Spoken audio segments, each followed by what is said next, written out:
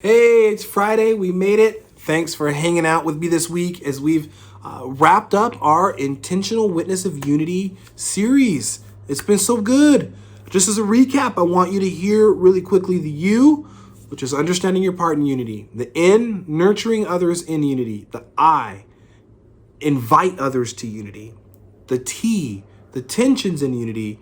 And this week we've been going over the Y, which is yielding to others in unity.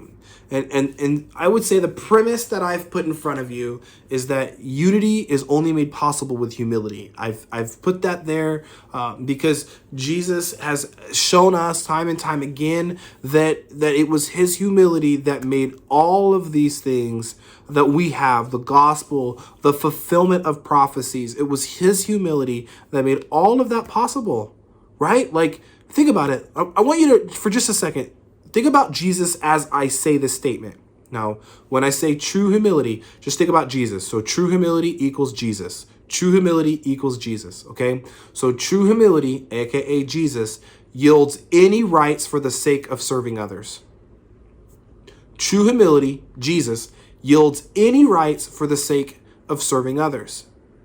And you might say, wait a minute, any rights? Oh, absolutely. Well, let me ask you a question. Did Jesus have a right not to come to this earth? Yeah. Did Jesus have a right not to die a criminal's death? Yeah. Did Jesus have a right to not have to go through the things he went through? Yeah. Did he have a right to not be made human? Yeah. Did he have a right to stay on the throne? Yes. All of those answers are yes. Even though he had those rights, he yielded to them. He yielded any of his rights for you and I. He didn't say, wait a minute, that's my right. I don't have to die like this. When he got slapped in the face for saying he's the Son of Man, he didn't get defensive over that. He didn't say that's my right. No, he didn't. He yielded any rights for the sake of serving others. Now, here's what I'm not asking you to do. I'm not asking you to give up all your rights and become slave to everybody else. But I do want you to think about that word slave for just a moment. Now, I'm not going to get into the Civil War, and I'm not going to get into those different things because we do have a history of slavery and bondage and civil rights and those things that have been restored. I'm super blessed by that. I am super blessed by that. But here's what I'm actually talking about when I talk about slave. Jesus, in Philippians chapter 2, Paul records that it was that Jesus removed himself from the high of highs to become a bondservant, which is the lows of lows. A bondservant is a person that doesn't have any rights at all. He doesn't even have a right to his own life. He owes somebody his life and is a bondservant until that debt's paid for. You see the power in that? Jesus became the bondservant because our lives were on the chopping block, and he said, I will work off their debt for them. I will live the life that they can't live. I will live it for them and pay off that debt for them. And he did it so perfectly. But the only way he could do that was by giving up his rights. He didn't hold on to them. He gave up his rights.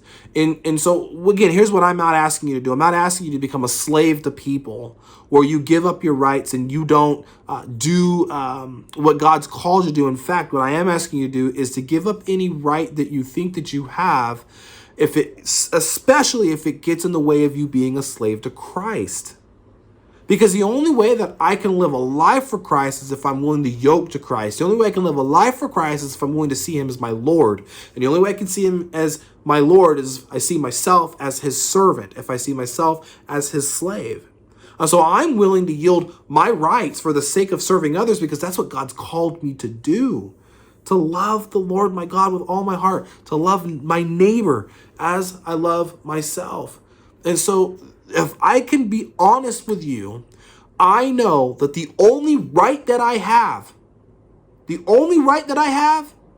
is the right to hell. That's the right that I have. That's the right that I've earned. I've earned the right to hell because my life is sinful. My life is not perfect.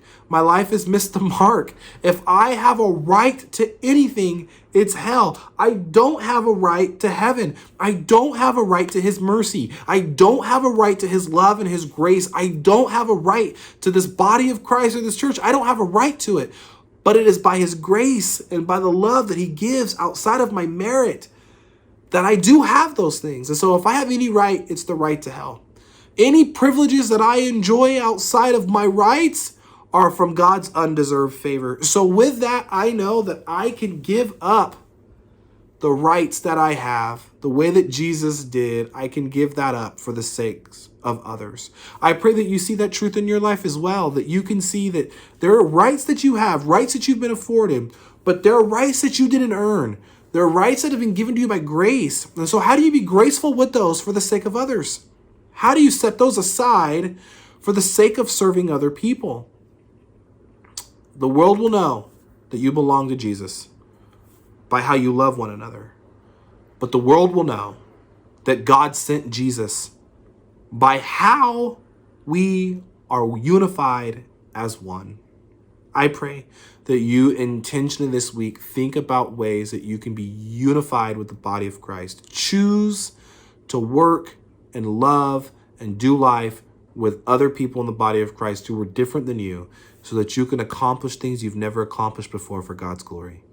I love you and God bless.